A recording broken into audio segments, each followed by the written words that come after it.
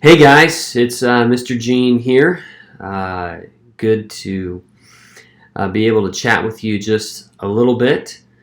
So what I want to do in this video is for those of you who weren't able to be in class today on Monday, just want to try to update you real quick, just give a quick summary of what we talked about with respect to prophecy. And by the way, one of the first things that I would say to everybody, those of you who are not going to be coming to school, and especially if we move online, is that I know for this class, the school only required you to purchase one book, your study Bible. And so I cannot require you to purchase another one, but I'm pleading with you, particularly those of you who are parents, to please buy the other optional book, 40 Questions for Interpreting the Bible by Robert Plummer. I've talked about that book really all year, but that is the book that has to do with interpreting, and it will greatly aid your students if they have that book and they can read it, since they're not going to be in class with us. I put the chapter we're covering for the week in the lesson plans. It's already right there, including the pages, so it's really straightforward. But what I'm going to try to do in this video is essentially summarize what we talked about from class pertaining to that chapter. And today, this week, it's all about how to interpret prophecy. So students, this would essentially be my lecture for the day where you would take notes. And so I've attached a PDF to this email, or to the email I sent you, that has it in there, so you don't need to take your own notes, but you can refer back to this video that kind of explains it a little bit. So first of all, we want to think about who is a prophet. Who is a prophet in the Bible? And there's two characteristics that I want you to think about with respect to a prophet. That a prophet is someone who is sent by God with a word from God. So those two things. They're sent by God with a word from God.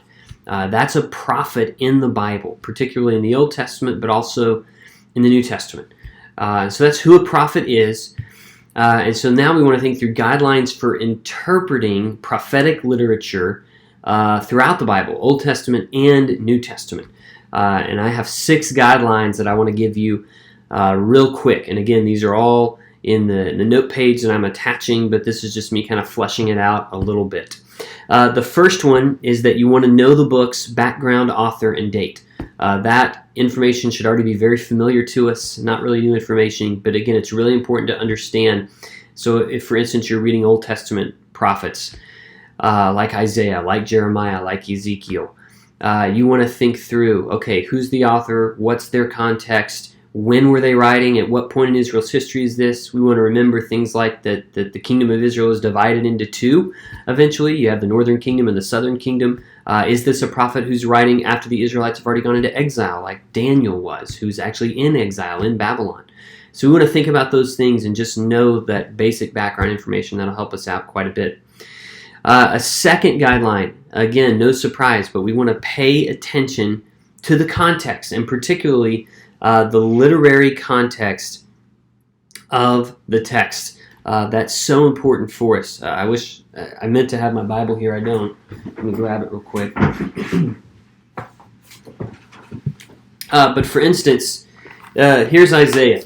And you'll notice here, this is Isaiah 22.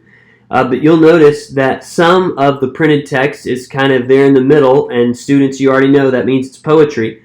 And then you'll notice down over here that some of it is just in paragraph form. That means it's just regular writing. And so then, as we've talked about before, the printers, when they're printing the Bible, they do that because in Hebrew you would notice already that that's Hebrew poetry, but we don't see that in English, and so they print it differently so that you'll know as an English reader that that's poetry. And so one of the things you need to understand about prophecy is to know that literary context and understand, hey, is this also poetry, or is this just kind of regular, more literal kind of writing? And that leads right into the third guideline, is that when you're reading prophetic literature, you need to expect figurative language, okay? You need to expect it. You need to expect that you're going to see some poetry. You need to expect that you're going to see some of the other things that we talked about in the wisdom literature in the Old Testament. You need to expect you're going to see that. And one of the things I said in class today was that I think the place where Christians get in the weeds and mess up so much when it comes to prophetic literature is that they interpret passages literally that are meant to be interpreted figuratively. And I gave a number of examples of how this happens, but for instance, in the book of Revelation, one of the marks that's kind of associated with the beast is the number 666, and so a lot of people are very superstitious about the number 666. They think it's like a cursed number or something, and what we need to understand is that we should interpret that figuratively, not literally. It's not as though the number 6 is cursed or the number 666 is cursed, or that somehow that's like an evil number or anything like that. There's something with the number 666 that relates in some way to the Antichrist at the end of all things, but it's meant to be an analogy or an illustration. It's figurative language. It's not literal language, and so there's no reason for us to be scared literally of the number 666. But again, Christians have gotten in all kinds of trouble. I also mentioned that another number in Revelation is 144,000, and some people have thought that means that there will only literally be 144,000 people in heaven. That's just not true. There's 12 tribes in Israel. 12 times 12 is 144. You're probably already getting 144,000. It's 12 times 12,000. And the point is that it's representative of the 12 tribes of Israel multiplied by 12,000 because the nations are being brought in. And so that's a figurative number. It's representative of this idea that there's going to be people from every tribe, tongue, and nation in heaven. And so it's a figurative way of teaching what is plainly taught in other places in the book of Revelation. But some people, particularly the Jehovah's Witnesses, are very famous for this. They taught at the beginning of their movement that there would only be 144,000 people. Now, of course, once there were more than 144,000 Jehovah's Witnesses, they had to change that teaching because, well, some of us would be left out, and they can't have that. And that's just one of the many reasons why they're wrong and why they're a cult. But the point is that when Christians go wrong with prophecy, it's almost always because they interpret things literally that are meant to be interpreted figuratively. So we need to expect figurative language. A fourth thing is that we need to distinguish between conditional and unconditional prophecy. Now, if you don't know what the word distinguish means, that's okay. It just means to make sure you separate or you pick between two different things. And so what we're saying here is we need to distinguish between conditional and unconditional prophecy. So some prophecies are unconditional, meaning they don't have any conditions on them. A condition is like a term. And so an example I gave is if your parents come to you tonight and they say, hey, we're going to go out to eat and we're going to let you pick the restaurant we go to if you clean your room. Okay, that's a conditional statement. The deal is you get to pick where we eat if your room is clean, and if it's not clean, you don't. Okay, conditional. Unconditional would be your parents coming to you and saying, you get to pick where we go eat tonight. Where do you want to go? That's unconditional. So oftentimes when we think about unconditional, we think about God's unconditional love, meaning He loves us without any conditions on it. And that's a good thing for us. Conditions are not a bad thing. It's not like one's good and one's bad. Eventually you will grow up and you'll get a job, and there are conditions on that. The conditions are a company will hire you and say, we will pay you X amount of dollars if you produce X amount of work for us. That's a condition, and that's okay. When you buy something, you go to a store and the store says, we'll give you X item for X amount of dollars. If you don't want to spend X amount of dollars, we'll give you something less for less money. If you want to spend more, we'll give you something more for more money. That's just the way that conditional things work. Well, in prophecy, there are conditional prophecies and unconditional prophecies. Some prophecies are unconditional. When Jesus says, I am coming again a second time and it won't be like the first, that's an unconditional prophecy. It is certain to happen. It doesn't matter anything else that happens. Jesus is coming again. Unconditional. But there are other prophecies, particularly in the Old Testament, that are conditional prophecies, where God says, if this happens, I'll do this. Or if this doesn't happen, I'll do that.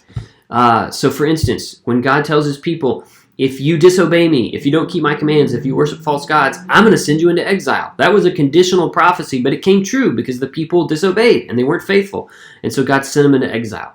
So we need to distinguish between conditional and unconditional prophecies.